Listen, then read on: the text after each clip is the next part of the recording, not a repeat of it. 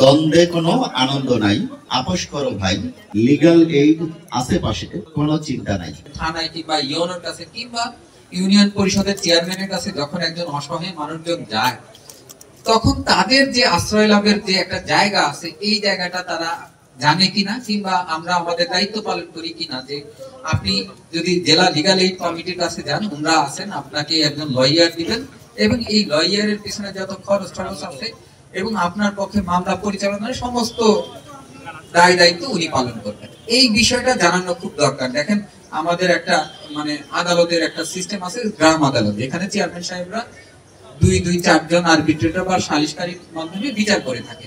তো অনেক বিচারই ওনারা করতে পারেন না, ওনাদের সীমিত যে এখতিয়ার আছে তার মধ্যে। এই এখতিয়ারের বাইরে যে মামলাগুলো আসে, তো ওনারা জানেন যে কার এই সহায়তাটা দরকার।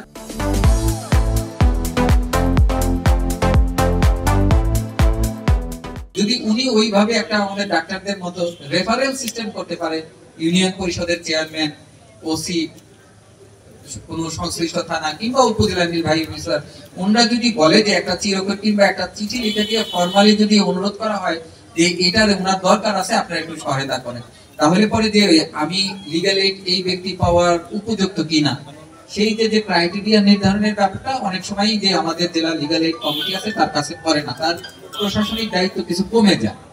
আমার বিশ্বাস এই রেফারেল সিস্টেমটা যদি আমরা লিগ্যাল এইডে সম্পৃক্ত করতে পারি, সংযুক্ত করতে পারি, তাহলে পরে এই সিস্টেমটা খুব ভালো কাজ করবে এবং এই সীমিত সাধ্যের মধ্যে, সময়ের মধ্যে সর্বোচ্চ সংখ্যক বেনিফিশিয়ারি এই সুবিধাটা পেতে পারে। তো আমি আশা করব আপনারা এই কমিটির একটা যখন মিটিং হয়, এই মিটিং এর মাধ্যমে এইটা একটু সিদ্ধান্ত নিয়ে নেবেন এবং আমি আমার অন্যান্য যে সহকর্মী আছে যারা আমরা আদালতে সহযোগী হিসেবে কাজ করি, তারা আমাদের এই দায়িত্ব আমরা আন্তরিকের সাথে পালন করব। আমি লিগ্যাল এইড কার্যক্রমে অধিকতর সাফল্য কামনা করি।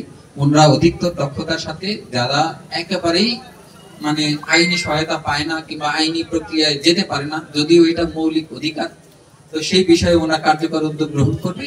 এর মাধ্যমে আমাদের যে সুবিধা বঞ্চিত মানুষ আছে, যারা আইনি সহায়তা শুধুমাত্র ভীতির কারণে, খরচের কারণে পায় না, তারা এই সুবিধাটা পাবে।